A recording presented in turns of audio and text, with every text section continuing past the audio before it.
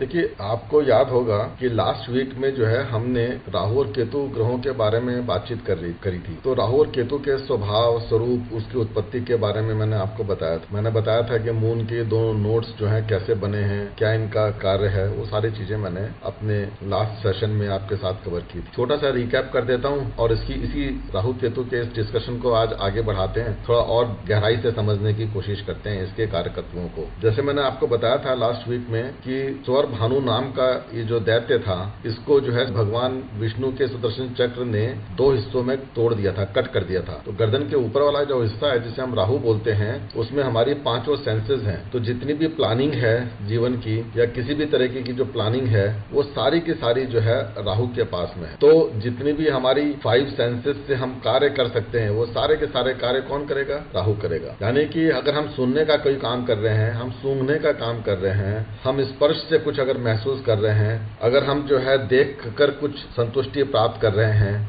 या हम बोलकर कुछ संतुष्टि प्राप्त कर रहे हैं, तो ये जो हमारी 5 इंद्रियां हैं, ये किसके कब्जे में है, किसके कंट्रोल में है? ये राहु के कंट्रोल। तो इन इंद्रियों को ये राहु बहुत अच्छी तरह से कंट्रोल करता है, उसको बहुत अच्छी तरह से मैनेज करता है, उनको चलाता है। लेकिन अगर हम केतु की बात करें, जिसको हम बोलते हैं कि धड़ है, शरीर मतलब गर्दन से नीचे का हिस्से वाला जो है शरीर जो है, बॉडी जिसे हम कहते हैं, वो केतु है। तो केतु जो है साउथ नोड ऑफ मून मैंने आपको बताया था, राहु को मैंने नॉर्थ नोड ऑफ मून बताया था। और मैंने आपको बताया था कि राहु के द्वारा आपको सूर्य ग्रहण लगता है, यानी सोलर एक्लिप्स होता है। सूर्य को ग्रहण लगेगा तो यानी कि सूर्य जो है कुंडली में जिस भी पोजीशन पे होगा, वहां पे अगर राहु का एफ्लिक्शन आ रहा है तो सूर्य अर्थात आत्मा को कष्ट होता है, आत्मा को अपने उद्देश्य को प्राप्त करने में कठिनाई आती है। और अगर लूनर एक्लिप्स है, यानी चंद्र ग्रहण हो रहा है, तो यानी कि केतु को ग्रहण लग रहा है, यानी कि शारीरिक रूप से आपको कुछ ना कुछ जीवन में कठिनाइयों का सामना करना पड़ता है। तो इसलिए ये जो दोनों प्लैनेट हैं, इन प्लैनेट्स को हम क्या बोलते हैं? दोनों ग्रहों को कार्मिक प्लैनेट, कर्म के प्लैनेट हैं हमारे। और ये दोनों के दोनों शैडो प्लैनेट हैं। तो राहु जिसे हम कहते हैं, वो बेसिकली देखा जाए तो एक तरह से आत्मा की डिजायर है,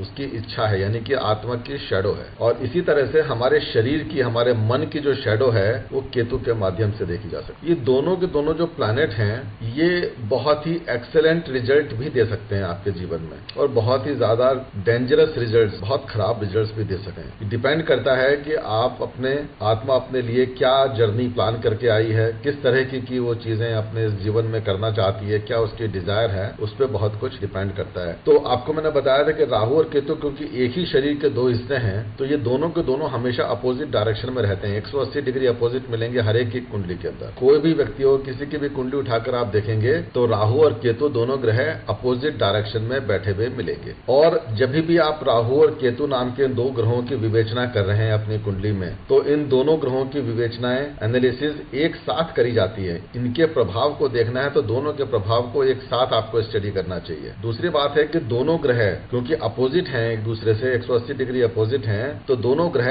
एक साथ कुंडली में ना तो अच्छे हो सकते ना खराब हो सकते। आप सोचो कि आपकी कुंडली में राहु भी अच्छा है और केतु भी अच्छा है, ऐसा नहीं हो सकता। अगर केतु कुंडली में पॉजिटिव है तो राहु नेगेटिव होगा, और अगर राहु कुंडली में पॉजिटिव असर दे रहा है तो केतु आपकी कुंडली में नेगेटिव असर जरूर देगा, क्योंकि ये दोनों एक दूसरे को कॉन्ट्राडिक्ट करते हैं। इसीलिए राहु केतु एक्सिस को हम कुंडली में क्या बोलते हैं? कार्मिक एक्सिस। तो ये सीसॉ का गेम है। तो अगर राहु ऊपर उठेगा तो केतु नीचे दबेगा, केतु ऊपर उठेगा तो राहु नीचे दबेगा। तो सीसॉ का गेम जैसे आपने बचपन में खेला, तो ये राहु केतु का जो गेम है, कार्मिक एक्सिस का गेम है, इसी तरह से खेला जाता है। और हमारा कर्तव्य क्या है कि हमें अपनी एक कार्मिक एक्सिस बैलेंस करनी है, संतुलन में लानी है। यही आत्मा चाहती है। अगर ये कार्मिक एक्सिस संतुलन में आ गई तो फिर दोबारा से रीबर्थ की जरूरत नहीं पड़ेगी, दोबारा जन्म लेने की जरूरत नहीं पड़ती है। भगवान शिव के साथ आपका एकाकार स्थापित हो जाता है। हमें जन्म तभी लेना पड़ता है जब ये कार्मिक एक्सिस इम्बैलेंस्ड होती है। तो जिससे हम राहु की बात कर रहे हैं, तो राहु जो है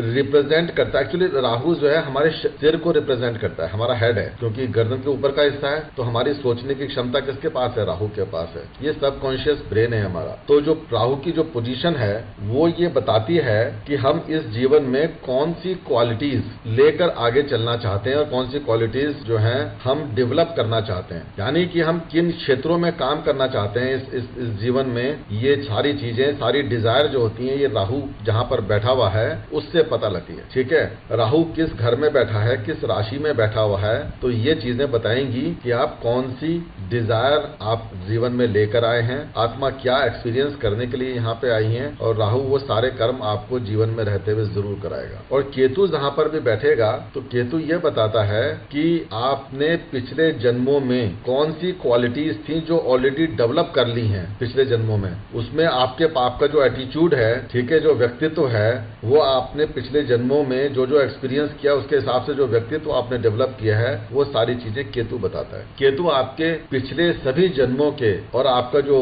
बचपन गुजरा है उसमें जितना कुछ आपने सीखा है, जितने भी आपके एक्सपीरियंसेस हैं, एक्यूमुलेटेड एक्सपीरियंसेस, वो सारे के सारे केतु में निहित होते हैं। और कहां पे केतु, जहां भी कुंडली में केतु बैठेगा वहां पे वो सारे एक्सपीरियंसेस आपको दिखाई देंगे। ठीक है, तो मतलब सीधी सी बात ये हो गई कि केतु जो है आपको, क्योंकि केतु के पास में क्या, आपका स्टमक है, तो स्टमक में क्या है, फूड है। फूड कहां से आया, फूड भेजा है, खाना भेजा है राहु ने। तो यानी कि राहु जितना भी कुछ अपने 5 सेंसेस को यूज करके, 5 इंद्रियों को यूज करके राहु जो कुछ भी प्लानिंग करता है उसको इंप्लीमेंट करने की जिम्मेदारी केतु के पास है। और जब वो इंप्लीमेंटेशन करना होता है तो उसकी लिए आपको एक्सपीरियंस चाहिए होते हैं। तो केतु वो सारे एक्सपीरियंसेस अपने पूर्व जन्मों से, आपके पूर्व जन्मों से लेकर आता है। तो केतु को कुछ करना नहीं है, केतु सिर्फ डाइजेशन जानता है। डाइजेस्ट कैसे करें, जो आपने मुंह से खाया उसको, उस एनर्जी, उसको डाइजेस्ट करके उसको एनर्जी में कन्वर्ट कर देना, बस ये केतु का कार्य है। अगर आपने गलत फूड खाया, यानी कि राहु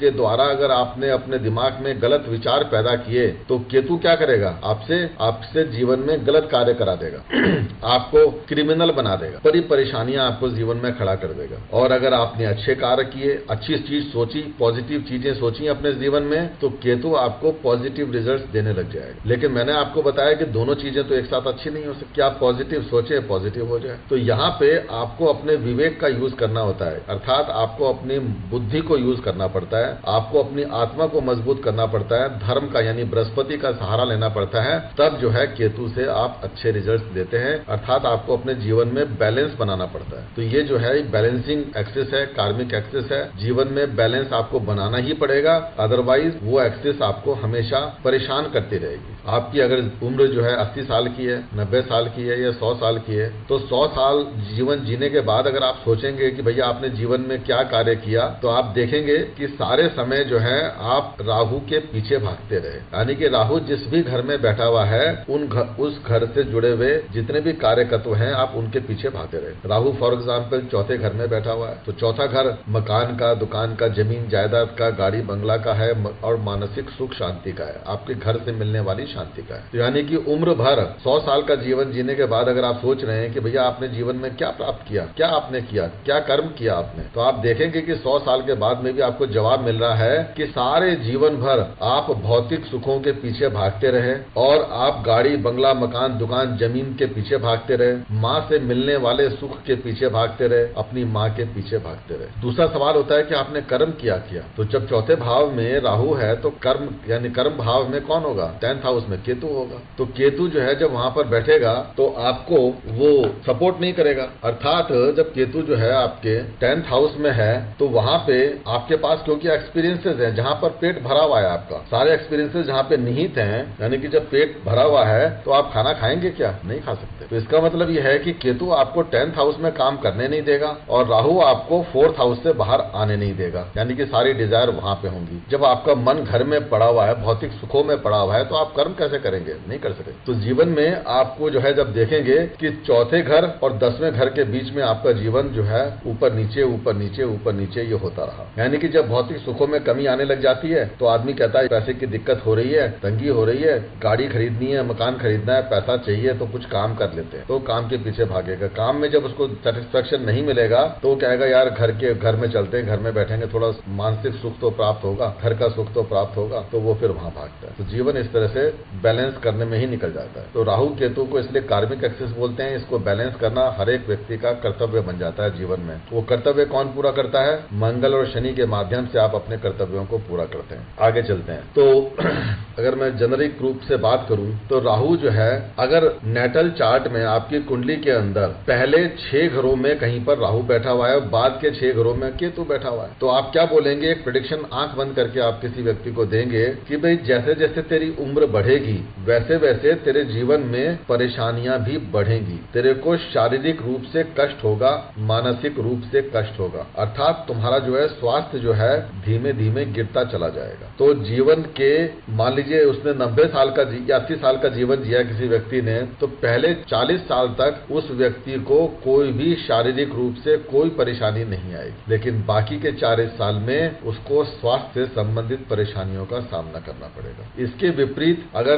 कुंडली के पहले 6 घरों में केतु बैठा हुआ है और बाद के 6 घरों के अंदर यानी कि 7वें घर से लेके 12वें घर के बीच में अगर राहु बैठा हुआ है, तो वो व्यक्ति बुढ़ापे में स्वस्थता प्राप्त करेगा और उसका जो शुरुआती जीवन है, प्रारंभिक जीवन है, वो बहुत कष्टमय होता है। यानी कि वो व्यक्ति जो है, इसे बोलते हैं जैसे जो है सोने को तपाकर जो है कुंदन बनता है, चमकता है सोना गर्म करने पे, या आप कह सकते हैं कि जो लोहा है वो तपाने पे लाल रंग का होता है, बहुत सुंदर हो जाता है। तो यानी सुंदरता अगर आपने देखनी है तो ये दिखती है कि आपने बचपन में कितने कष्ट उठाए। बचपन में बहुत सारे लोग ऐसे आपने सुने होंगे जिन्होंने जो है कोई भी काम धंधा अपने गैराज से शुरू किया, कोई सपोर्ट नहीं थी उनके पास में, ना फैमिली की, ना गवर्नमेंट की, ना ही किसी साथी की, लेकिन फिर भी वो अपने जीवन में बहुत सफलता प्राप्त कर लेते हैं बाद के जीवन में, 40 साल की 36 साल की उम्र के बाद में। तो ऐसा कब होता है? ऐसा तभी होता है जब कुंडली के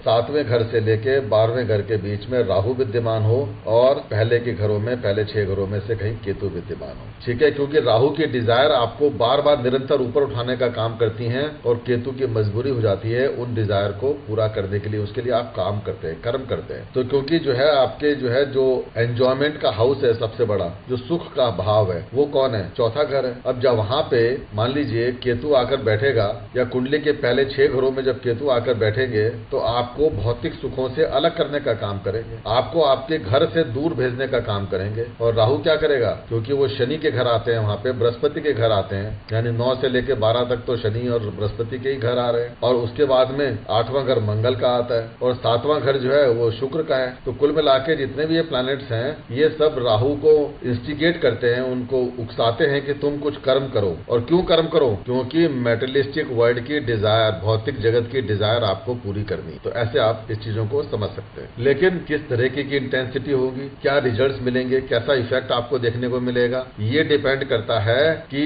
राहु केतु को इन्फ्लुएंस करने वाले या राहु केतु एक्सिस को इन्फ्लुएंस करने वाले कौन कौन से प्लैनेट्स हैं, वो बताएंगे कि किस तरीके का रिजल्ट मिलेगा। राहु को हमारे ऋषि मुनियों ने क्या बोला था कि राहु बड़ा राजनीतिज्ञ है, यानी कि डिप्लोमेट है, और केतु को बोला था केतु संत है, वो फकीर है, महात्मा है, क्योंकि देवगुरु बृहस्पति का चेला है, उनका शिष्य है। राहु और केतु जो है सूर्य और चंद्रमा को ग्रहण लगाते हैं। सूर्य रिप्रेजेंट करता है हमारी आत्मा को, चंद्रमा रिप्रेजेंट करता है हमारे मन को। तो जीवन में अगर आपको कष्ट आ रहा है, आपको मानसिक रूप से परेशानी हो रही है, वही तो कष्ट आ रहा है। और मैंने बताया था कि चंद्रमा जो है आपके जीवन में 35% कष्टों का कारण है। इसी तरह से जो सूर्य है वो 25% परेशानियों का कारण है। तो राहु और केतु की एक्सिस जब इनको ग्रहण लगाएगी तो 60% परेशानियां तो जीवन में आपके ऑलरेडी आ गई। तो केतु अगर ग्रहण लगा रहा है चंद्रमा को, तो सीधी सी बात है कि पिछले जन्म में जो आपने एक्सपीरियंसेस करे थे वो कुछ ग्रेट एक्सपीरियंसेस नहीं थे, तभी तो मून चंद्रमा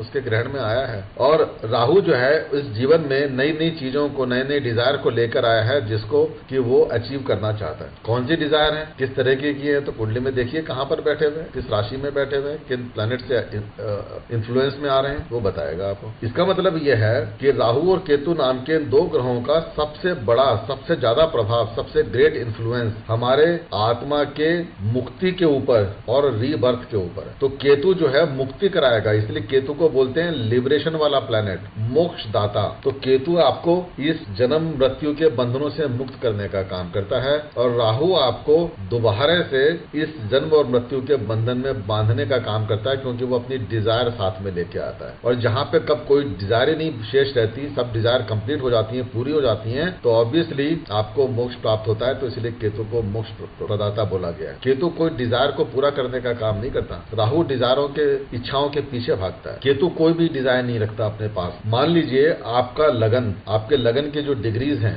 तो जितने अंशों पे आपका लगन है, अगर राहु और केतु आपके लेस देन 2 डिग्रीज हैं, यानी विद इन 2 डिग्रीज हैं लगन की, तो आपकी जो पर्सनैलिटी होगी बड़ी अनयूजुअल हो जाएगी, और आपकी जो जो सोच होगी, जो आपकी अपीयरेंस भी होगी, पहनावा भी जो होगा, जैसे आप देखने में लगेंगे, वो भी बड़ा डिस्टिंक्ट होगा, बड़ा अलग तरीके का होगा। तो आप देखिएगा कि राहु और केतु का प्रभाव उस व्यक्ति के ऊपर तुरंत ही बहुत ही क्लियरली दिखाई देगा, अगर राहु और Ketu less than 2 degree, less than 2 degrees हैं असेंडेंट की, यानी लगन की। तो आप इस चीज से राहु और केतु की जो कैरेक्टरिस्टिक्स हैं, दानव वाली जो कैरेक्टरिस्टिक्स हैं, उस आदमी में तुरंत देखने को मिलेंगी। अगर लगन के ऊपर केतु का प्रभाव पड़ रहा है और केतु जो है लगन की डिग्री से लेस देन 2 डिग्रीज में है, तो केतु कौन है? संत है, सन्यासी है, इस दुनिया से बाहर का है। तो आपको लगेगा कि जो व्यक्ति है आपके सामने, ये इस दुनिया का ही नहीं है, ये दूसरी दुनिया से आया हुआ लगेगा आपको लगेगा कि या तो ये संत है, फकीर है, महात्मा है, उसी तरह का जीवन जिएगा जिसके जीवन में कोई इच्छा ही नहीं, ठीक है।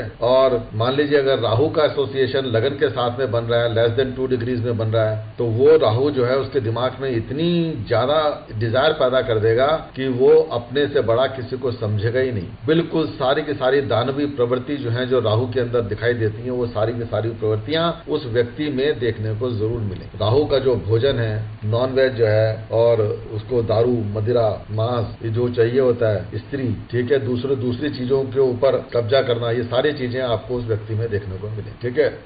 देखिए राहु जो है, राहु ने क्या मांगा था भगवान शिव से? राहु ने कहा था कि जो बृहस्पति को आपने दिया वो मुझे भी दे दो। तो दोनों के दोनों हाथी हैं। बृहस्पति भी एक हाथी है जो बड़े बड़े काम कर सकता है, वो पालतू हाथी है, सदा हुआ हाथी है, बड़ा समझदार, विद्वान, ज्ञानी हाथी है। और दूसरा जो है, जो राहु है, वो एक जंगली हाथी है जो आपको मृत्यु तक पहुंचा सकता है। लेकिन अगर आपने राहु को साध दिया तो जंगली हाथी जो काम करके दे देगा, उसको बड़े बड़े जो है कोई भी व्यक्ति कर नहीं सकता, कोई भी जीव उसको कर नहीं पाता। राहु के पास में वो इतनी बड़ी एनर्जी, दोनों के दोनों अधिकता को दिखाते हैं, ग्रोथ को दिखाते हैं। तो जुपिटर भी ग्रोथ दिखाते हैं, विजडम की ग्रोथ दिखाते हैं, ज्ञान की ग्रोथ को दिखाते हैं। राहु भी ग्रोथ दिखाता है, लेकिन राहु जो है इमैच्योर्ड है, जुपिटर बहुत मैच्योर है। राहु के पास में जो ज्ञान है, वो शिक्षा ज्ञान लेने की कोशिश कर रहा है। वो जुपिटर जैसा, यानी बृहस्पति जैसा बनने की कोशिश करता है। वो बृहस्पति नहीं है, तो बृहस्पति जैसा बनने की कोशिश करता है। और क्योंकि राहु का पेट कभी भरता नहीं है, तो वो कोशिश भी कभी खत्म नहीं होती है। तो ऐसा व्यक्ति धीरे धीरे अगर अपने राहु को साध ले,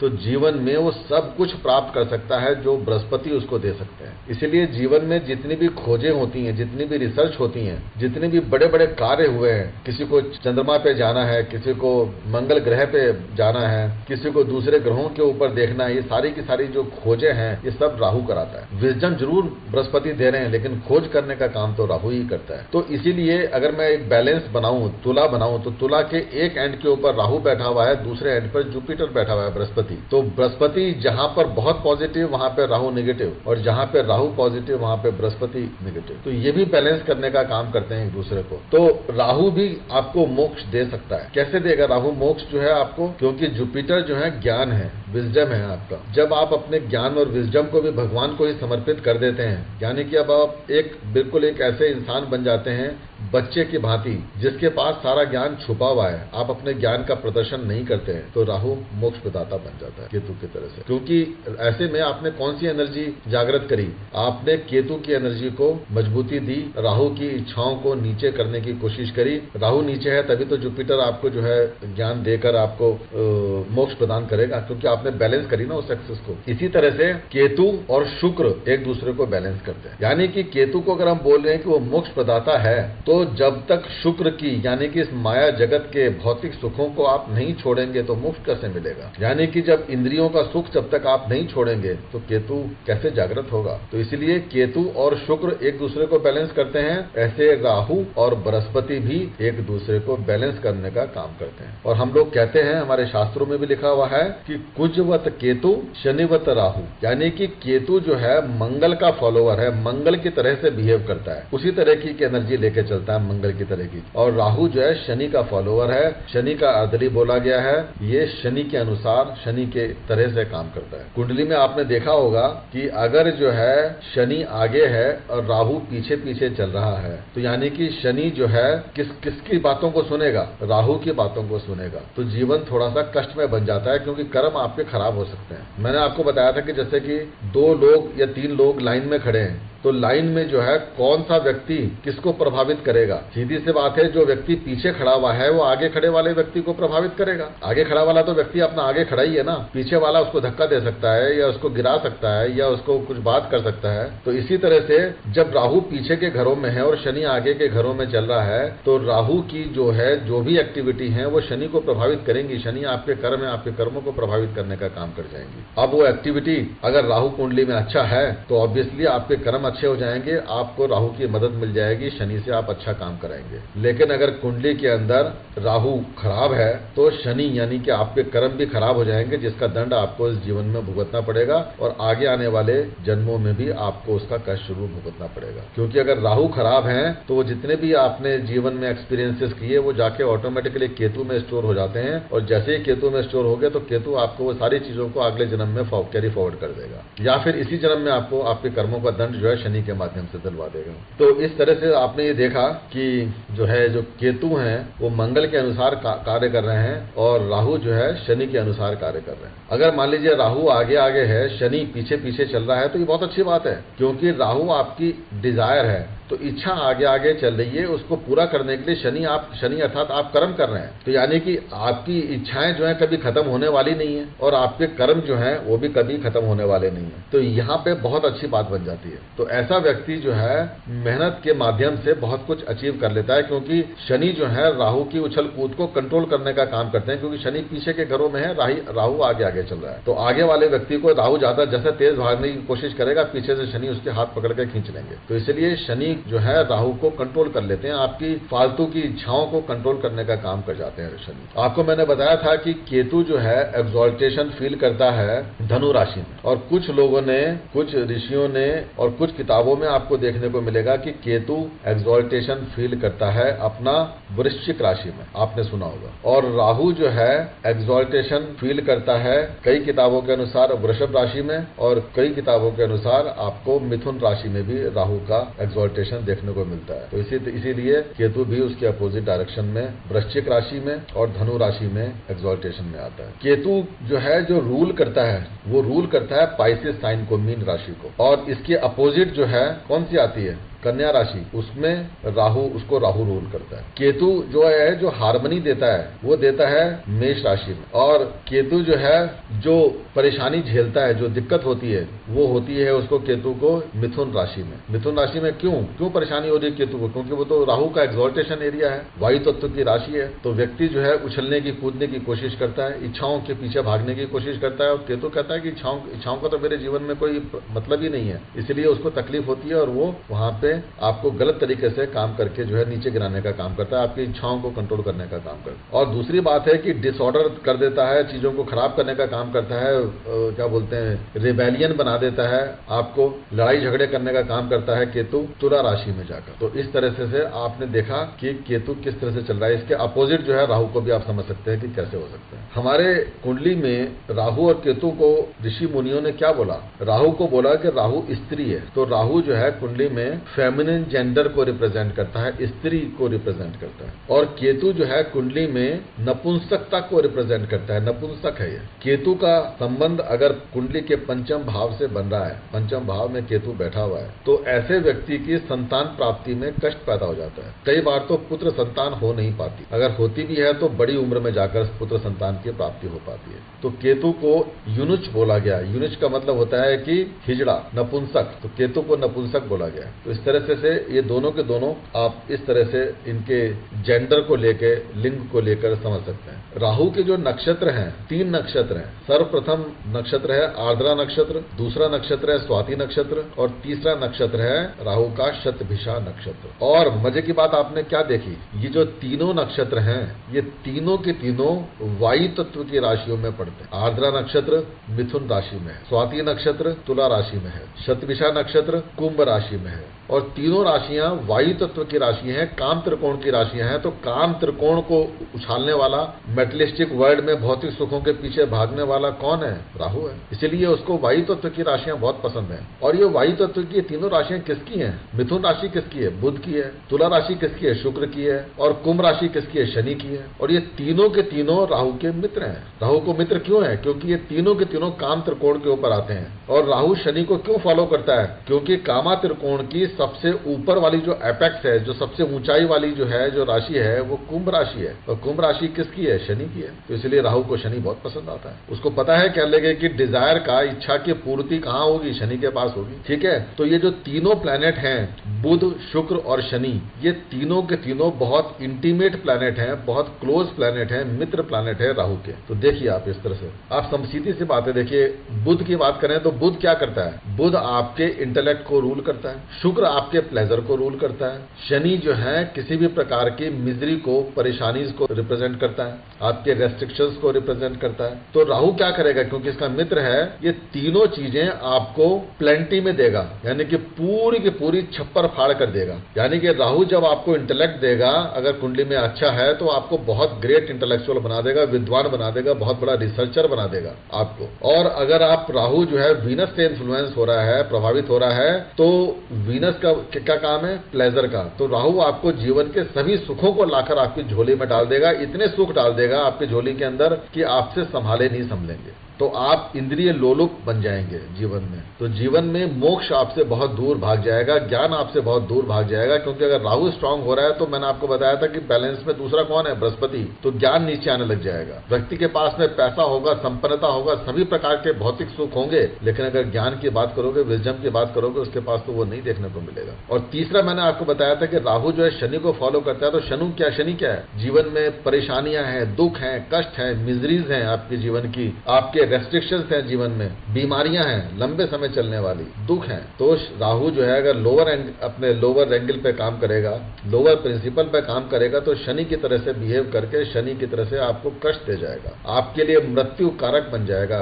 जीवन जो है आपको बोझ लगने लग जाएगा, आपको लगेगा कि मौत क्यों नहीं आ रही है। ये स्थिति जो है राहु कर सकता है। देखिए कि कामा त्रिकोण को कैसे उसने इन्फ्लुएंस किया। एस्ट्रोलॉजी को समझना है, आपको ज्योतिष को समझना है तो समझ कर चलिए। यानी कि कुंडली में ग्रहों को समझ के चलिए, तत्वों को समझकर चलिए, भावों को समझकर चलिए, राशियों को समझकर चलिए, मित्रता को समझकर चलिए। जब आप चीजों को समझ के चलेंगे तो आपको ज्योतिष समझ में आएगा। और अगर आप ज्योतिष को रट कर चलना चाहते हैं तो मैं आपको गारंटी से बोलता हूं, ज्योतिष आप कभी भी मास्टर नहीं कर सकते, आप प्रेडिक्शन नहीं कर सकते। तो समझना बहुत ज्यादा जरूरी है। और जितने भी व्यक्ति आपको मिले जिनको ज्योतिष की समझ नहीं है, तो वो जो भी प्रेडिक्शन कर रहे हैं तो आंख बंद करके समझ सकते हैं कि सारी प्रेडिक्शन गलत है। लग गया तो तीर, नहीं तो तुक्का। तो ये चीजें आप ध्यान रखिएगा। तो मैंने आपको बताया कि राहु जो है काम त्रिकोण को बहुत ज्यादा इन्फ्लुएंस करता है, क्योंकि सारी की सारी तीनों की तीनों राशियां वायु तत्व की हैं। शनि को फॉलो करता है क्योंकि कुंभ राशि जो है काम त्रिकोण की एपेक्स राशि है,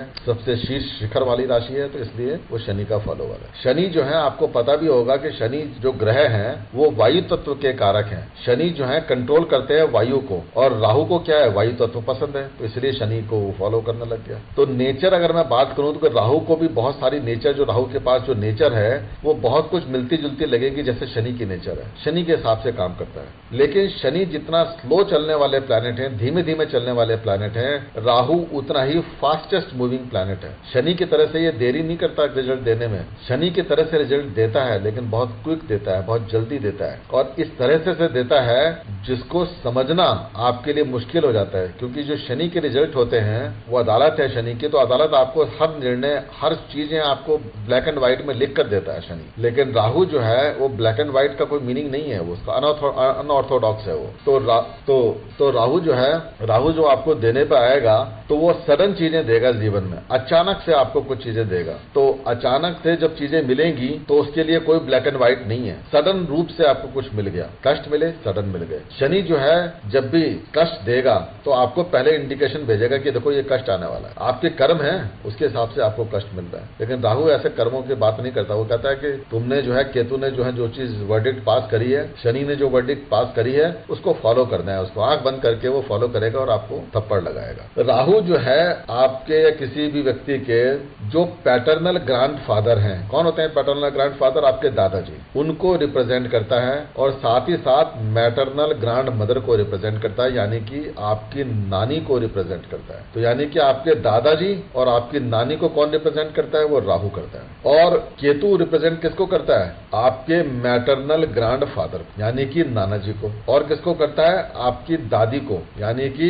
पैटर्नल ग्रैंड मदर। तो आपने राहु और केतु को समझने के लिए दोनों चीजों को समझिए, देखिए कैसे क्रिस क्रॉस बना हुआ है ये। तो राहु का जो पीरियड है वो 18 साल का होता है हमारे विंशोत्तरी दशा सिस्टम के अंदर। तो ये भी ध्यान रखिएगा कि राहु की जो महादशा है वो हमारे लिए किसी भी चीज को, किसी भी इवेंट को फ्रक्टिफाई करने के लिए या इवेंट की एनालिसिस करने के लिए राहु को कुंडली में देखना और ट्रांजिट में देखना कंपलसरी है। मैंने आपको बताया था कि 4 प्लैनेट आप कभी भूल नहीं सकते किसी भी लॉन्ग टर्म इवेंट को प्लान करने के लिए। पहला प्लैनेट मैंने बताया था सैटर्न, दूसरा मैंने बताया था आपको बृहस्पति, तीसरा बताया था मैंने राहु और चौथा है आपका केतु। ये 4 प्लैनेट अगर आपने एनालाइज कर लिए तो 90% एस्ट्रोलॉजी खत्म हो गई। बाकी के प्लैनेट्स का काम है आपके इवेंट्स के फ्लेवर को चेंज करने का, जिसका इंपैक्ट कम रहता है। इंपैक्ट ज्यादा रहेगा लेकिन उसकी ड्यूरेशन कम समय की रहती है। ये जो है केतु की बात अगर करें तो केतु जो है अश्वनी नक्षत्र को रूल करता है, मघा नक्षत्र को रूल करता है और मूला नक्षत्र को रूल करता है। तो यानी कि अश्वनी, मघा और मूला तीनों नक्षत्र केतु के हैं। और ये तीनों नक्षत्र कहां पे पड़ते हैं? मजे की बात देखिए, अब यहाँ पे इंटरेस्टिंग चीजें समझिए आप। जो है अश्वनी नक्षत्र मेष राशि में, मघा नक्षत्र लियो राशि में यानी कि सूर्य की राशि में। कौन सी है सूर्य की राशि? सिंह राशि में। और मूला नक्षत्र पड़ता है धनु राशि में, देवगुरु बृहस्पति। अब ये जो तीनों राशियां हैं आपने नोट करा होगा, इसे क्या बोलते हैं हम? धर्म त्रिकोण। तीनों की तीनों राशियां अग्नि तत्व की राशि हैं। मेष राशि मंगल की है, अग्नि तत्व की राशि है, ठीक है। सिंह राशि सूर्य की है, अग्नि तत्व की राशि है। और धनु राशि देवगुरु बृहस्पति की है, अग्नि तत्व की राशि है। तो तीनों के तीनों राशियां अग्नि तत्व की राशि है। ये धर्म त्रिकोण है, इसीलिए केतु धर्म का पालन करवाता है आपसे जीवन में, इसीलिए ये मोक्ष प्रदाता है। मोक्ष कब मिलेगा? जब आपने धर्म का सहारा लिया। और सबसे ऊंचाई पर कौन बैठा हुआ है? सबसे ऊंचाई पर बैठे हुए हैं देवगुरु बृहस्पति की मूल त्रिकोण राशि धनु राशि। इसीलिए केतु जो है बृहस्पति का चेला कहा गया है। चेला मतलब शिष्य कहा गया है। तो केतु जो है फॉलोअर बन गया बृहस्पति का। और बृहस्पति के परम मित्र कौन है? क्योंकि केतु देव गुरु हैं, तो देव गुरु होने के वजह से दानव को शिक्षा देना नहीं चाहते हैं बृहस्पति। तो बृहस्पति ये शिक्षा किससे ग्रहण करना चाहता है? तो बृहस्पति ने पकड़ा मंगल को। मंगल जो है बृहस्पति के परम मित्र हैं। तो यानी कि जो मंगल के पास में है वो बृहस्पति के ही द्वारा प्राप्त है उसको। वो सारा का सारा बृहस्पति का ज्ञान जो है मंगल के पास में है। तो मंगल को फॉलो करने लग गया केतु, क्योंकि डायरेक्टली बृहस्पति के साथ तो वो फॉलो नहीं कर नहीं सकता उनको जो है, क्योंकि वहां तक उसकी पहुंच नहीं है। दानव की पहुंच जो है देव गुरु तक नहीं है। तो इस वजह से बृहस्पति का शिष्य बन गया, वो चेला बन गया। जैसे एकलव्य था, एकलव्य ने द्रोणाचार्य की मूर्ति से कहते हैं शिक्षा प्राप्त करी। अब वो जो शिक्षा प्राप्त थी तो क्या द्रोणाचार्य ने उसको शिक्षा दी? नहीं दी। उसने मूर्ति बनाकर उनको फॉलो करने लग गया और उसी से उसने शिक्षा प्राप्त करी। इसी तरह से केतु जो है देवगुरु बृहस्पति से इनडायरेक्ट वे में शिक्षा ग्रहण कर रहा है और अल्टीमेटली मोक्ष का प्रदाता बन जाता है, क्योंकि सेपरेटिव टेंडेंसी का प्लैनेट। तो ये मैंने बताया कि तीनों राशियां जो है जो रूल हो रही हैं, ये they are ruled by Mars, sun and Jupiter. तो ये जो तीनों प्लैनेट हैं ये तीनों के तीनों इंटीमेट फ्रेंड हैं, बहुत परम मित्र हैं। यानी कि जुपिटर यानी बृहस्पति, सूर्य और मंगल। सूर्य कौन है? राजा है। बृहस्पति कौन है? राजगुरु है। मंगल कौन है? सेनापति है। तीनों के तीनों मित्र हैं, राज्य का संचालन कर रहे हैं। राज्य किसका है? सूर्य का है, यानी आत्मा का। तो आत्मा के संचालन करने का कार्य, इच्छा को पूरा कराने का कार्य, धर्म को फॉलो करवाते हुए कार्य, वो सारा का सारा कौन कर रहा है? ये धर्म त्रिकोण कर रहा है। और ये तीनों के तीनों अग्नि तत्व की राशियों को रूल करते हैं। ये फायरी ट्राइपॉड है, धर्म त्रिकोण है। तो इसीलिए जो है केतु जो है बृहस्पति के बृहस्पति के शिष्य बन गए और फॉलोवर बने हैं मंगल के। ठीक है, मंगल क्या रूल करता है? मंगल रूल करता है आपकी पावर को, शक्ति को, ऊर्जा को। सन रूल करता है आपकी आत्मा को और बृहस्पति रूल करते हैं आपके विजडम को, ज्ञान को। तो जब जीवन में आप इनकी करेक्ट ब्लेंडिंग कर देते हैं तीनों चीजें की, यानी कि किसी व्यक्ति की आत्मा बहुत पवित्र है और उसके पास में शक्ति भी है और बुद्धि भी है, तो बुद्धि, शक्ति और आत्मिक बल तीनों चीजें मिल करके किसी भी व्यक्ति को जीवन की वो ऊंचाइयां दिखा सकती हैं जो कोई व्यक्ति सपने में भी नहीं सोच सकता। यानी कि उसकी डिजायर भी पैदा करने के बाद जो चीज नहीं सोच प्राप्त करी जा सकती, वो ये सारी की सारी चीजें, ये जो धर्म त्रिकोण है वो आपको प्रदान कर सकती। इसकी लिमिट नहीं है। तो इसलिए केतु जब देने पे आता है तो उसकी भी कोई लिमिट नहीं है, वो भी आपको अनलिमिटेड चीजें दे सकता है। और जिसकी लिमिट नहीं है, तो लिमिट किसकी नहीं है? मुक्ति की लिमिट नहीं है। लिबरेशन कहां पर जाकर होगा, धर्म कहां पे जाकर खत्म होगा? मैं आपसे पूछूं कि धर्म कहां पे खत्म होगा? इनफाइनाइट है, अनंत है, कोई लिमिट नहीं है धर्म की। इसी तरह से लिबरेशन की भी, मुक्ति की भी कोई लिमिट नहीं है। और उस लिमिट तक पहुंचना वो काम कौन करा सकता है? केतु कराता है। इसलिए मोक्ष प्रदाता कहा जाता है। ठीक है, यानी कि लिबरेशन तक, यानी अनंत तक पहुंचाने का काम जो कर देता है वो केतु कर देता है। और अग्नि जो है किससे रूल होती है? मंगल से रूल होती है। तो इसलिए वही अग्नि जो है, मंगल की अग्नि, वो केतु में देखने को मिलती है। तो इसी तरह से आप देख सकते हैं कि मंगल की तरह के जो इफेक्ट आपको देखने को मिलेंगे कुंडली में, जीवन में, वो केतु दे सकता है। और मैंने आपको बताया था कि केतु का विंशोत्तरी महादशा सिस्टम में कितना टाइम पीरियड है? 7 ईयर्स का। तो केतु का प्रभाव जब भी उसकी दशा आएगी 7 साल की जीवन में रहेगी। और केतु के जितने भी कारक तत्व हैं, जो भी रिजल्ट्स आपको केतु दे सकता है, वो सारे के सारे आपको उन 7 सालों में देखने को जरूर मिलेंगे। ठीक है, एक चीज आपको बताता हूं, बड़ी इंटरेस्टिंग है। देखिए, राहु जो आपको रिजल्ट देता है वो ता उम्र सारी की सारी जीवन में, सारी जिंदगी राहु आपको वो रिजल्ट देता रहेगा, कंटिन्यूअसली देता रहेगा। और कभी उसकी रिजल्ट देने की एनर्जी खत्म नहीं होती, क्योंकि राहु जो है एक मुंह है, हमारे गर्दन के ऊपर का हिस्सा है। मुंह हमारा कहां पे है? गर्दन के ऊपर ही है।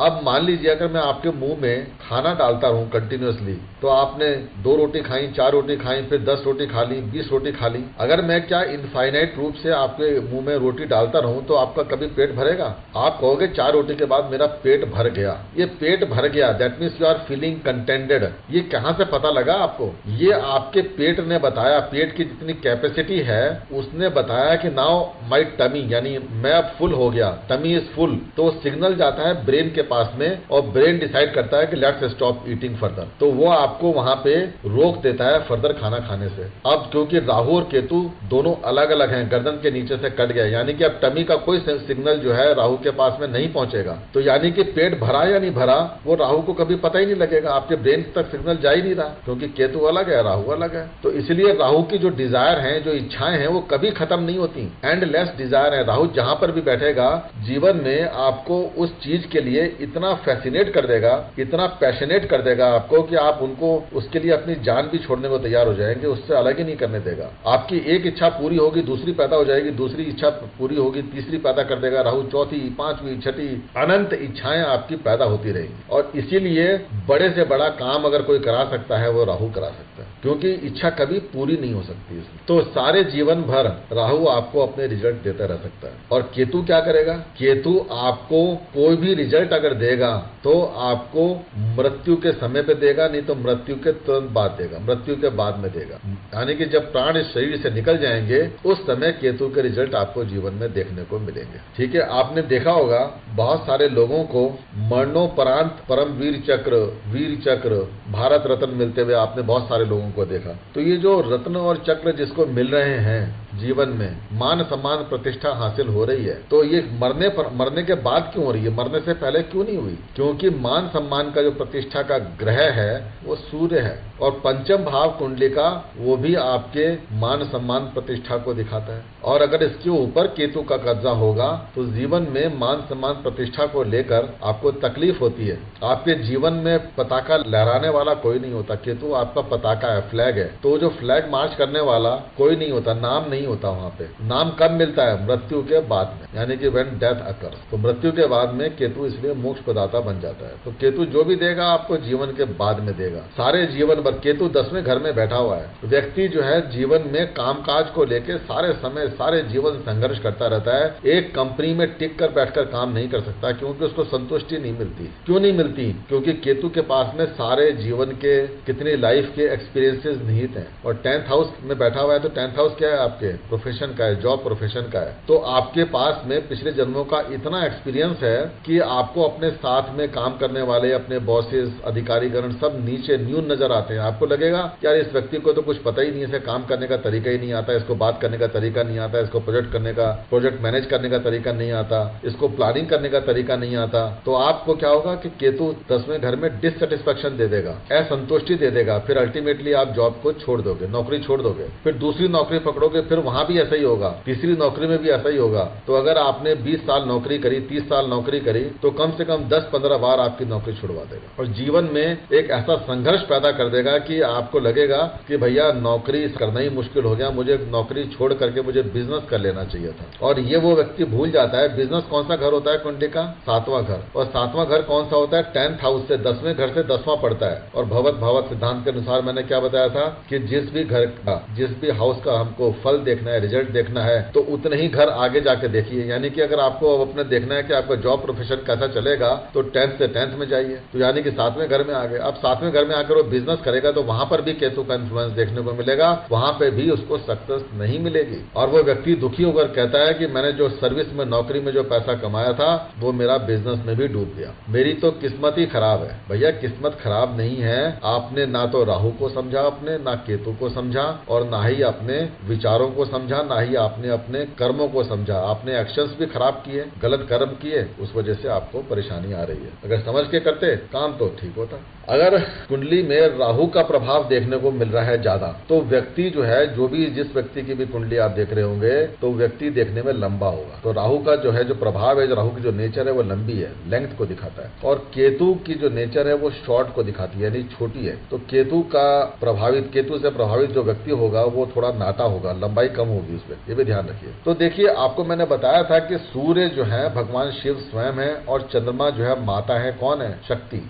तो सूर्य और चंद्रमा को आप शिव और शक्ति का स्वरूप बोल सकते हैं। और दोनों के दोनों कौन है? ल्यूमिनरीज हैं। तो हमारे जीवन में जो रोशनी है किससे आ रही है? शिव और शक्ति से आ रही है। और जो न्यू मून डे होता है, जो नया दिन जिसे हम बोलते हैं, तो वो उस समय पे हम क्या बोलते हैं उसको? नए न्यू मून डे को हम राहु बोलते हैं। और उसके जो अपोजिशन, राहु क्या है? अपोजिशन में ल्यूमिनरीज होती है, चंद्रमा एंड मून, ठीक है ना? चंद्रमा और सूर्य ये ल्यूमिनरीज हैं। और इनके ठीक अपोजिशन में जब होगा तो न्यू मून डे हो गया, ठीक है? और सेपरेशन होगा उस समय शिव और शक्ति का। और जब फुल मून डे है, यानी पूर्णिमा है, तो क्या मतलब है? That is created by Ketu. तो आप देखिए किस तरह से आप चीजों को समझ सकते हैं कि यानी कि जब केतु है, फुल मून डे है, तो क्या हो गया कि फुल मून डे कब बनेगा? अमावस्या कब बनेगी? अमावस्या तब बनेगी जब सूर्य और चंद्रमा दोनों इकट्ठे बैठे हुए हैं, दो ल्यूमिनरी बैठ गए एक साथ में। तो जो है सूर्य के मुकाबले में जो चंद्रमा है वो बहुत छोटा है, तो ढक लेता है चंद्रमा को सूर्य उसके साइज के हिसाब से। तो क्या हो गया?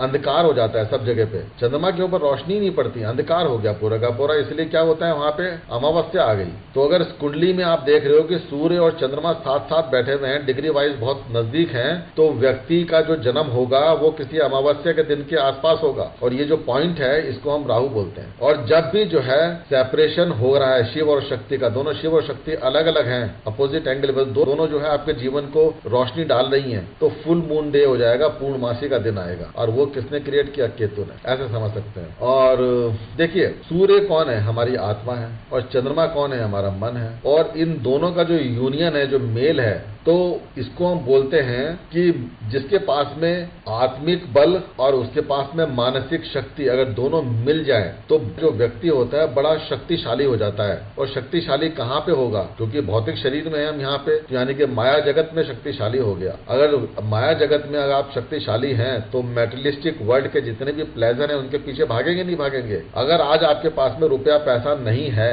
कोई तंगी आ रही है, तो इसका मतलब है कि आपके पास वो पावर नहीं है कि आप रुपया पैसा इकट्ठा करके ला सके। यानी कि सूर्य की शक्ति आपको नहीं है, आपकी आत्मिक शक्ति नहीं है, या फिर आपके पास में मानसिक शक्ति नहीं है, तभी तो ये समस्या आ रही है। लेकिन अगर दोनों शक्तियां अगर आपके पास में साथ हैं अवेलेबल, तो व्यक्ति जो है बहुत शक्तिशाली बन जाता है, बहुत माइटियर बन जाता है। और ऐसा माइटियर व्यक्ति जो है माया जगत के अंदर मेटेरियलिस्टिक वर्ल्ड में सब कुछ अचीव कर लेता है। और मेटेरियलिस्टिक वर्ल्ड की सब चीजों के पीछे कौन भागने वाला है? राहु। तो इसका मतलब है कि जब भी जो है ये चीजें देखने को मिलेंगी आपको, वहां पे राहु एक्टिव मिलेगा। तो देखिए, सूर्य और चंद्रमा के माध्यम से आप राहु को कैसे प्रेडिक्ट कर रहे हैं।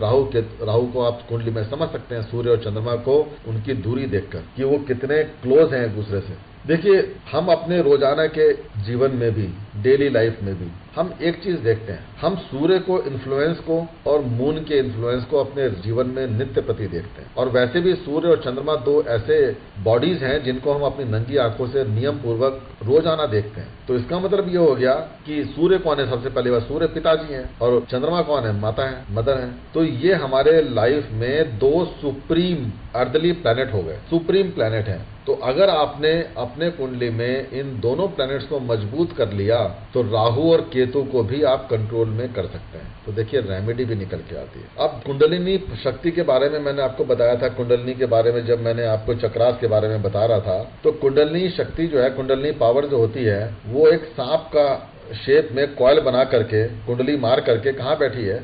वो हमारी जो रीढ़ की हड्डी है, बैकबोन है, उसके नीचे की तरफ बैठी हुई है, ठीक है, एक सांप के फॉर्म बना करके। और जब ये कुंडलिनी शक्ति को हम जागृत कर लेते हैं, तो ये ऊपर की तरफ उठने की कोशिश करती है और हमारे ब्रेन तक जाती है, हेड तक जाती है। और जब हेड तक पहुंचती है, तो वहां पर केतु को जागृत कर देगी, क्योंकि हेड में कौन है? क्राउन चक्रा में कौन है? केतु। और राहु कहाँ है? नीचे, आपके जहां पे कुंडलिनी शक्ति जो है मुंह नीचे करके बैठी हुई है। तो यानी सांप का फन कहाँ है? नीचे की तरफ, और आपके जो है जो पूंछ है वो सबसे ऊपर की तरफ है। और जब केतु जागृत होगा ऑब्वियसली, तो आपके पास में जीवन में बहुत बड़ी स्पिरिचुअल पावर देखने को मिलेगी। तो यहाँ तक कि आप महागुरु, विश्व गुरु, इस तरह के गुरु बन जाएंगे। और जितने भी योगी हैं, संत हैं, तपस्वी हैं, संत महात्मा हैं, जो कई कई हजार सालों से अपने जो है सूक्ष्म शरीर में तपस्या कर रहे हैं, कहाँ मिलेंगे? क्राउन चक्रा में बैठे हुए मिलेंगे, ठीक है। तो वहां पे कुंडलिनी पावर जो है केतु को जागृत करती है। तो जब तक जो है अगर ये पावर एमर्ज कर रही है, एमर्ज हो रही है, तो जो मेटेरियलिस्टिक वर्ल्ड से जो अटैचमेंट होंगे वो कंट्रोल में रहेंगे, यानी राहु कंट्रोल में रहेगा, ठीक है। तो क्योंकि आपका ब्रेन सही ढंग से काम करता है, तो कुंडलिनी जागृत करने का मतलब यही है। अब राहु जो है किसी भी चीज के लिए अटैचमेंट दिखाता है, ठीक है, और केतु किसी भी चीज के लिए डिटैचमेंट दिखाता है, उससे अलगाव दिखाता है। इसीलिए केतु को लिबरेशन वाला, मोक्ष का प्लैनेट बोला गया। अब देखिए, हमारी जो आत्मा है उसका पर्पस क्या है इस लाइफ में? वो क्या करने आ रही है, हमसे क्या करवा रही है, क्यों कर रही है, यहाँ पे बार बार आकर क्या एक्सपीरियंस कर रही है? हमारी आत्मा का पर्पस सिर्फ एक है, किसी का भी, कि वो हायर स्टेट में जाना चाहती है, अपने आप को इवोल्व करना चाहती है, इवोल्यूशन चाहती है। और हायर स्टेट कहाँ मिलेगी उसको, आत्मा को? To seek liberation, to attain supreme wisdom, supreme wisdom को प्राप्त करना है, और अल्टीमेटली लिबरेशन प्राप्त करके भगवान शिव से एकाकार स्थापित करना है। आत्मा का इकलौता पर्पस किसी का भी हो, यही है। तो ये कौन आपको दे सकता है? ये दे सकता है खाली केतु। और मैंने बताया था कि केतु उस बैलेंस की, उस तुला की दूसरा एंड है, जिसके एक एंड पे शुक्र बैठा हुआ है, दूसरे पे केतु है। तो यानी कि अगर आपने शुक्र को त्याग दिया, यानी कि शुक्र हल्का हो गया, शुक्र हल्का हो गया, तो केतु क्या करेगा? केतु जो है ऑटोमेटिकली आपको लिबरेशन दे जाएगा, वेट आ जाएगा केतु की तरफ, ठीक है। राहु केतु जो एक्सिस है हमारे किसी के भी चार्ट में, कुंडली में, वो ये दिखाती है हम कहां से आए थे और कहां हमें जाना है। हम कहां से आए हैं ये दिखाता है जहां पर केतु बैठा हुआ है, हमें कहां जाना है ये दिखाता है जहां पर राहु बैठा हुआ है। कितनी अच्छी बात है आपको जो है, तो इसको याद रखिएगा हमेशा। तो अगर राहु जो है आपके असेंडेंट के, यानी लगन के पास में है, क्लोज कंजंक्शन में है, डिग्री वाइज, या लगन के अंदर ही बैठा हुआ है, ऐसे व्यक्ति में जरूरत से ज्यादा सेल्फ कॉन्फिडेंस देखने को मिलेगा, ठीक है। वो अपने आप को भगवान से कम नहीं समझेगा। और अगर केतु का लगन के साथ संबंध बन रहा है, लगन में बैठा हुआ है केतु, या और क्लोज डिग्री में बैठा हुआ है लगन की, तो वो व्यक्ति, उसमें सेल्फ कॉन्फिडेंस की कमी देखने को मिलेगी, उसमें आत्मिक बल बहुत कम होगा। तो इसलिए जीवन जो है कष्टमय हो जाता है, ठीक है। तो ये भी चीजें आपको आपको ध्यान में रखनी चाहिए कि किस तरह के कैरेक्टरिस्टिक्स आपको ये प्लैनेट्स दे सकते हैं। अब देखिए, चाहे राहु हो या केतु है, अगर फर्स्ट हाउस में वो आके बैठेगा तो व्यक्ति निश्चित रूप से अटेंशन सीकर होगा, उसको अटेंशन चाहिए, उसको फेवर चाहिए होंगे, ठीक है। और डिपेंडिंग ऑन कि वो किस तरह की राशियों में बैठा हुआ है, किस तरह के प्लैनेट से उसके ऊपर एस्पेक्ट पड़ रही है, वो ये डिसाइड करेगा कि वो आपको फेवरेबल रिजल्ट देगा या आपको निगेटिव रिजल्ट देगा, आपको एडवर्स रिजल्ट देगा, ये वो चीज दिखाई देंगी। केतु जो है आपकी पास्ट लाइफ है, ठीक है, आपकी कार्मिक लाइफ है। और केतु जो है आपकी नोडल एक्सिस को इन्फ्लुएंस करने का काम करता है। तो यानी कि जो पास्ट लाइफ की जो कंप्लीट एनर्जीज हैं, राहु उन एनर्जीज को यूटिलाइज करता है आपके चार्ट में जहां पर भी बैठा होगा, उससे रिजल्ट देने के लिए। तो इसलिए आपको मैंने एक चीज बताई कि केतु जो है, इसको हम बोलते हैं सक्शन प्लैनेट। ध्यान से सुनिएगा, सक्शन प्लैनेट। तो यहाँ पे सारी की सारी केतु जहां पर भी कुंडली में बैठेगा, वहां पे आपके जीवन में सारी चीजों को सक कर लेगा, खींच लेगा अपनी तरफ। यानी कि जितनी भी आपकी इनकमिंग कार्मिक एनर्जी है पिछले सारे जन्मों की और इस जन्म की भी, वो सारी एनर्जी केतु सक कर लेगा, अपनी तरफ खींच कर बैठा लेगा और कभी रिलीज नहीं करेगा। कब रिलीज करेगा? मृत्यु के बाद नहीं, उससे पहले तक रिलीज नहीं करेगा। और जहां पर भी राहु बैठा हुआ है, वहां पे आप अपने जीवन में एनर्जी को यूटिलाइज करते हैं। और कौन सी एनर्जी आप यूटिलाइज करेंगे? जिस घर में राहु बैठा हुआ है, उस एनर्जी को यूटिलाइज करेंगे। तो राहु को बोलते हैं हम, ये एग्जिबिट करता है, क्योंकि आपके पास में जब 5 सेंसेस हैं, मुंह से बोलने की क्षमता है, आपके मन में कोई विचार आ रहा है, आप उसको इशारों से, अपनी सेंस से, गर्दन हिलाकर या मुंह से बोलकर आप बता सकते हैं। तो यानी कि राहु अपनी एनर्जी को एग्जिबिट करना जानता है और केतु अपनी एनर्जी को सक करना जानता है। तो राहु को गिवर बोल सकते हैं, केतु को टेकर बोलते हैं। तो ये वापस ये लेने का काम करता है। और राहु केतु मैंने आपको बताया था, दोनों शैडो प्लैनेट है, मून के नोड हैं, क्योंकि ये सूर्य के और चंद्रमा का जो ऑर्बिट है उसका इंटरसेक्शन पॉइंट्स हैं एक्लिप्टिक के ऊपर, ठीक है। तो अब मैं आपको बताता हूं, अब ध्यान रखिएगा, ये जो पॉइंट आपको मैं बोलने वाला हूं उसको बहुत ध्यान से सुनिए और ये आपकी एनालिसिस का एक बहुत इंपॉर्टेंट पॉइंट बनेगा, फैक्टर बनेगा। केतु जिस भी घर में, जिस भी राशि में जाकर बैठेगा, एग्जाम्पल लेकर चलता हूं जिससे आप आसानी से समझ सकें। मान लीजिए केतु आपकी कुंडली में कन्या राशि में बैठा हुआ है, तो कन्या राशि का मालिक कौन होता है? बुध। तो बुध ग्रह आपके जीवन में सक्शन कंट्रोल प्लैनेट कहलाएगा। सक्शन कंट्रोल प्लैनेट, यानी कि जो भी एनर्जी केतु सक कर रहा है, जो अपनी तरफ खींच रहा है, वो सारी की सारी एनर्जी कहां पे जाएंगी? बुध के पास में जाएंगी, ठीक है। अब वो जो एनर्जी बुध ने खींची है, वो एनर्जी कहीं तो रिलीज होगी ना होगी, तो वो एनर्जी कहां पे जाकर रिलीज होगी? कहां पे आप अपनी बुद्धि को यूज करेंगे? बुद्धि है आपकी। तो अगर केतु जो है कन्या राशि में बैठा हुआ है, तो राहु कहां मिलेगा? मीन राशि में। तो अगर राहु मीन राशि में बैठा हुआ है, तो मीन राशि का स्वामी कौन है? बृहस्पति है। तो Brihaspati will be called as distribution control planet. तो बृहस्पति जिन भी घरों के मालिक हैं आपके कुंडली में, उन घरों में मरकरी यानी बुध जो एनर्जी सक करी थी, वो वहां पे जाके रिलीज आउट हो जाएगी। यानी कि अब आपकी बुद्धि उन घरों के अंदर ऐसा कार्य करेगी जहां पे आप सोच भी नहीं सकते, आप बड़े बड़े कार्य करेंगे। कुंडली में इसी एग्जाम्पल को थोड़ा और बता देता हूं डिटेल में। मान लीजिए किसी व्यक्ति की धनु लगन की कुंडली है, तो धनु लगन की कुंडली में चौथे घर में मीन राशि पड़ेगी। अब मीन राशि में अगर राहु बैठे हुए हैं, तो कन्या राशि में कौन मिलेंगे? कन्या राशि यानी 10वें घर में कौन सी राशि आएगी? कन्या राशि आएगी। कन्या राशि का स्वामी कौन है? बुध है। तो बुध जो है सक्शन कंट्रोल प्लैनेट बनेगा। और धनु लगन की कुंडली में बुध की राशियां कौन कौन से घरों में पड़ती हैं? 7वें घर में पड़ेगी मिथुन राशि और 10वें घर में पड़ेगी कन्या राशि। तो यानी कि उस व्यक्ति के जीवन में 7वें घर से और 10वें घर के यहां से सारी एनर्जी उसकी सक होती चली जाएगी। तो यानी कि पत्नी से अपने घर के संबंधों के लिए उसको बहुत काम करना पड़ेगा। यहाँ पे एनर्जी सक हो रही है, उसकी जीवन से एनर्जी जा रही है, ऊर्जा निकल रही है। और अब वो डिलीवर कहाँ पे करेगा? वो डिलीवर करेगा जहां पर की बृहस्पति की राशियां हैं। तो बृहस्पति की राशियां होंगी लगन के अंदर, क्योंकि धनु लगन की कुंडली है और चौथे घर में। तो ऐसा व्यक्ति बृहस्पति की राशियां पहले घर में और चौथे घर में यहाँ पे एनर्जी रिलीज आउट होगी, यानी कि पिछले जन्मों के एक्सपीरियंसेस के वजह से उन एक्सपीरियंसेस को व्यक्ति यूज करेगा और व्यक्ति बहुत हाईली इंटेलेक्चुअल बनेगा, क्योंकि गुरु की राशियां हैं ये।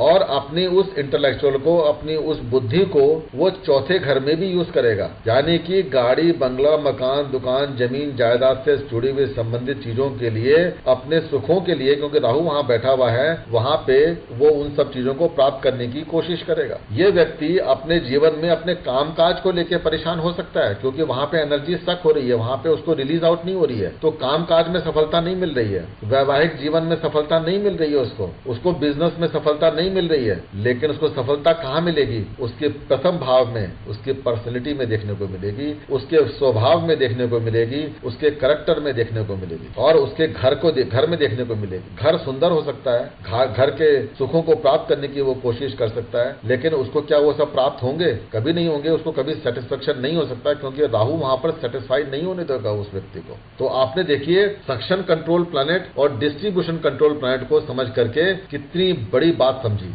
अब दूसरी बात यह है कि यह भी देखना जरूरी हो जाएगा कि सक्शन कंट्रोल प्लैनेट और डिस्ट्रीब्यूशन कंट्रोल प्लैनेट बैठे कहां पर हैं, ठीक है? तो इसीलिए आपको यह भी समझना जरूरी हो जाएगा, क्योंकि अभी हमने बात करी है जड़ों की, रूट्स की बात करी है, क्योंकि हमने राशियां देखी कि भैया किन किन घरों के मालिक हैं, हमने उनकी बात करी, लेकिन पेड़ तो बनना बाकी है ना। पेड़ कहां बनेगा? जहां पर ये प्लैनेट जाकर बैठेंगे, सक्शन कंट्रोल प्लैनेट और डिस्ट्रीब्यूशन कंट्रोल प्लैनेट, वहां पे पेड़ बनेगा, वहां पे रिजल्ट आपको मिलेंगे। मान लीजिए कि ये जो बुध और बृहस्पति ये इस धनु लगन के व्यक्ति की कुंडली के अंदर 9वें घर में जाकर बैठ गए, 9th हाउस में बैठे हुए हैं, तो 9th हाउस धर्म का भाव है, तो ऐसे व्यक्ति को बहुत धार्मिक बना देंगे। 9th हाउस हमारे ज्ञान का भाव है, हमारे पिता का भाव है, तो व्यक्ति पिता के लिए अपने कर्तव्यों को आगे आगे लेके चलने वाला होगा, पिता का सम्मान करने वाला होगा, और जितने भी गुरुजन हैं उनका सम्मान करने वाला होगा, और उन गुरुजनों के और पिता के सम्मान के फलस्वरूप जो उसको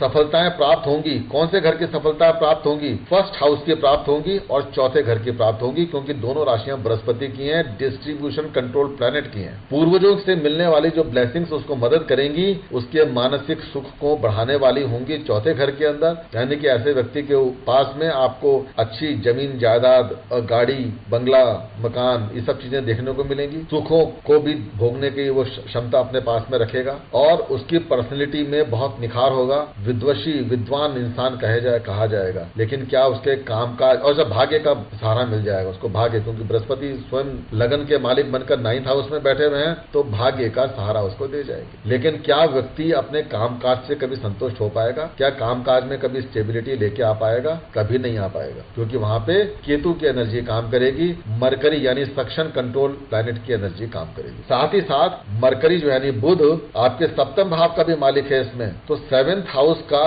लॉर्ड होने के वजह से भी बुध से अच्छे रिजल्ट नहीं मिल पाएंगे इस व्यक्ति को, यानी कि वो बिजनेस में भी सफलता प्राप्त नहीं कर पाएगा, पत्नी के साथ में भी पूरे सुखों को कभी प्राप्त नहीं कर पाएगा पूरी लाइफ। तो यानी ये एनर्जी कहां पे शक हो रही है? यहाँ पे शक हो रही है। और मैंने आपको बताया था कि केतु जो एनर्जी रिलीज करता है, कब करता है? मृत्यु के समय पे, यानी कि जैसे ही इस व्यक्ति की डेथ होगी ऑटोमेटिकली वो एनर्जी रिलीज हो जाएगी और व्यक्ति बड़ा सक्सेसफुल हो जाएगा। अब सक्सेसफुल क्या बोला? क्या आप कहोगे कि सारी जिंदगी तो उसको नौकरी मिली नहीं, अब मरने के बाद कौन सी नौकरी करेगा?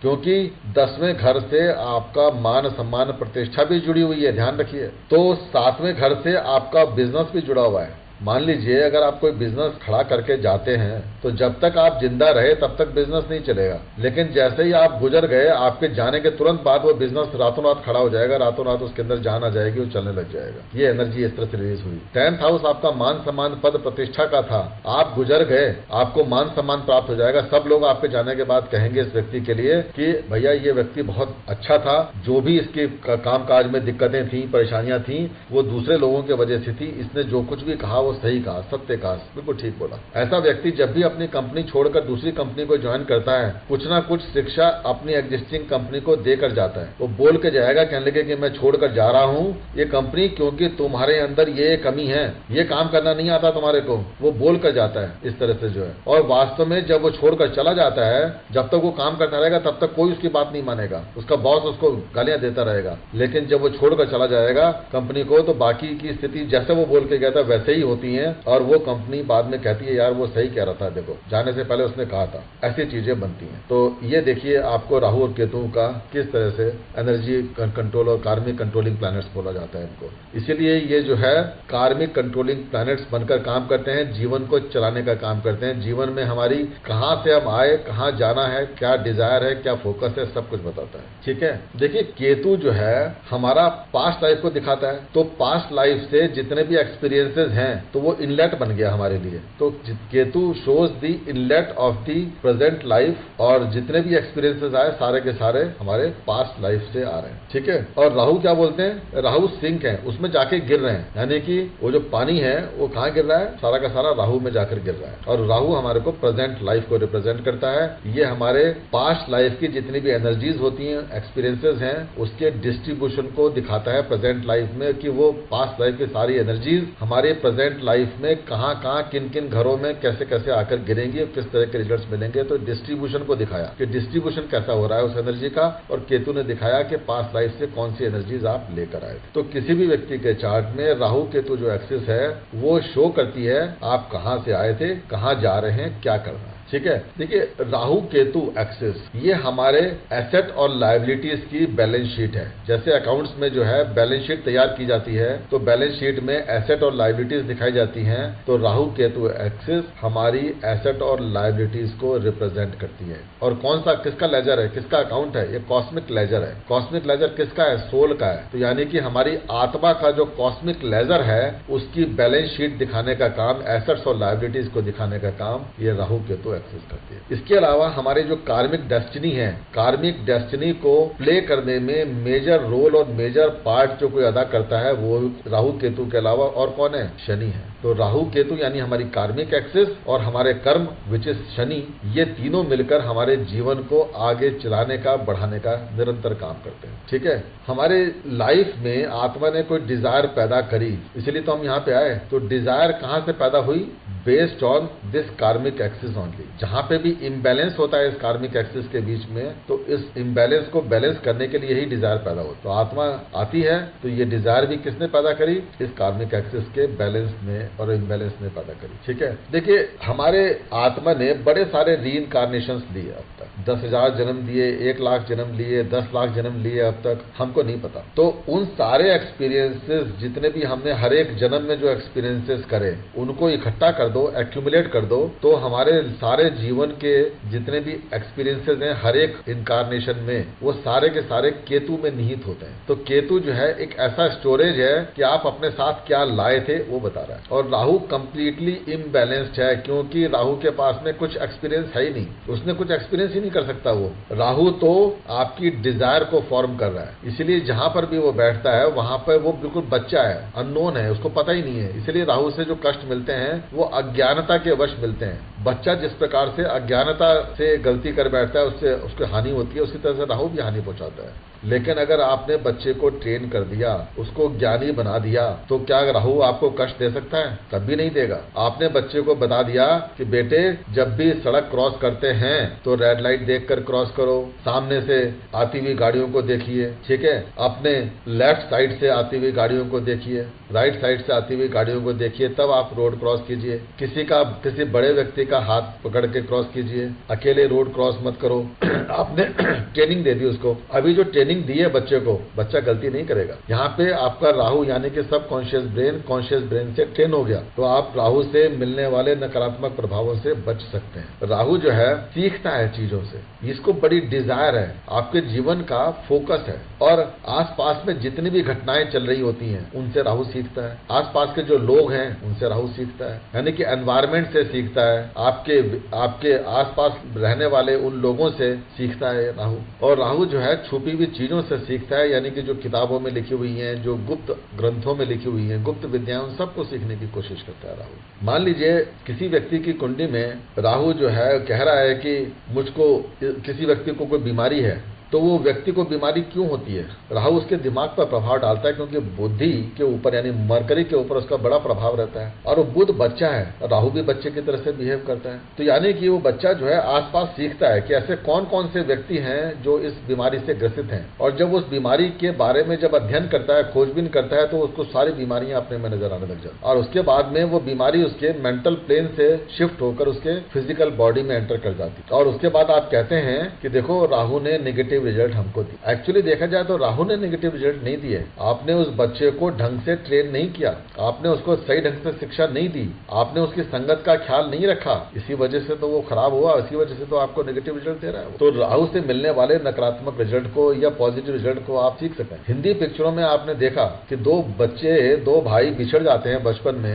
एक बच्चा जो है पुलिस इंस्पेक्टर के पास चला गया, वो बाद में बड़ा होकर इंस्पेक्टर बन जाता है, पुलिस में चला जाता है। दूसरा डाकू के पास चला गया, वो डाकू बन जाता है। तो बिल्कुल ठीक ऐसा ही कार्य राहु का भी है। राहु की जो संगत होगी उस पर डिपेंड करेगा कि राहु किस तरीके का प्रभाव आपको दे रहा है। राहु अगर अपने मित्र ग्रहों की राशियों में बैठा हुआ है, मित्र ग्रहों से दृष्ट हो रहा है या मित्र ग्रहों के साथ में बैठा हुआ है, तो पॉजिटिव रिजल्ट देने की क्षमता रखेगा और अपनी दशा अंतरदशा में आपके बुद्धि को उन दिशाओं में ले जाने का कार्य भी करेगा, आपको जिताने का कार्य भी करेगा। नहीं तो आपको बहुत कष्ट भी देगा। देखिए, कोई भी प्लैनेट जब राहु के कंजंक्शन में आएगा तो ऑब्वियसली वो राहु के ऊपर अपना प्रभाव तो छोड़ेगा ही छोड़ेगा। और राहु एक ऐसा नॉटी बच्चा है जिसको किसी दूसरे का कंट्रोल बर्दाश्त नहीं है। तो राहु आपको किस तरह के का प्रभाव देगा, ये इस बात पे भी डिपेंड करता है कि साथ में बैठा हुआ प्लैनेट उसको किस तरह से इन्फ्लुएंस कर रहा है, किस तरह से कंट्रोल करने की कोशिश कर रहा है, वो भी आपको कुंडली में ध्यान रखने की जरूरत पड़ेगी। जब भी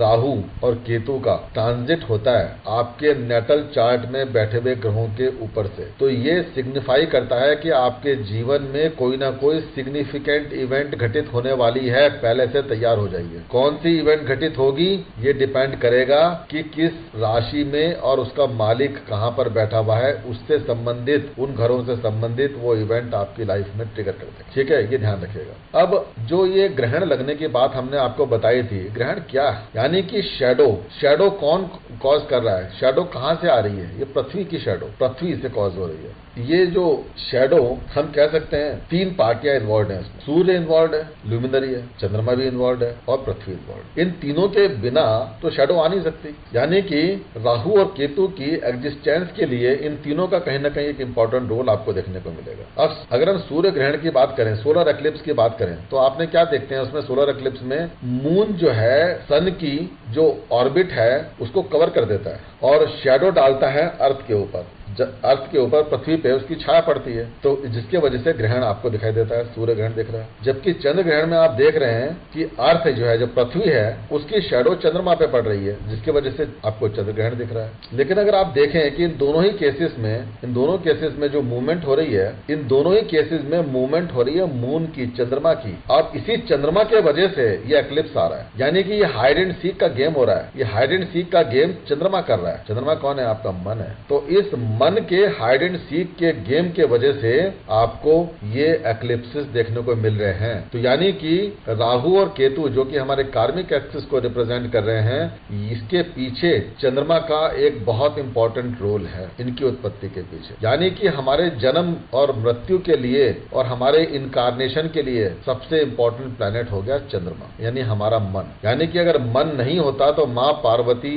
भगवान शिव को ना कहती कि जाइए पृथ्वी पे रीइनकार्नेशन लीजिए, पृथ्वी पे जीवन शुरू कीजिए। तो यानी कि मन की, माता की सबसे बड़ी इंपॉर्टेंस है और दैट इज वाई राहु और केतु नाम के ये 2 ग्रह हमारे कार्मिक एक्सिस को इस तरह से लेकर चलते हैं। तो आज की इस सेशन में मैं आज अपनी वाणी को यहीं पे विराम देता हूं और कल हम आपसे बात करेंगे तो मैं आपको बताऊंगा कि राहु और केतु नाम के ये 2 ग्रह अलग अलग हाउसेस में किस तरह का प्रभाव आपको दे सकते हैं, कैसे देंगे, कल हम इसकी बात करेंगे। ठीक है, तो आज का ये जो मैंने सेशन आपको बताया, इससे आपको पता लगा होगा कि ये दोनों प्लैनेट आपके जीवन में किस तरह से अपना प्रभाव देने में सक्षम हैं, उनके क्या कारकत्वाज हैं, ये आपको आज थोड़ी क्लैरिटी इसमें आई होगी। ठीक है, सो मैं अब यहाँ पे पॉज कर रहा हूँ। अगर आपके लिए वो चैनल ओपन करता हूँ, आपके जो क्वेश्चंस होंगे, फीडबैक होंगे, आप दे सकते हैं।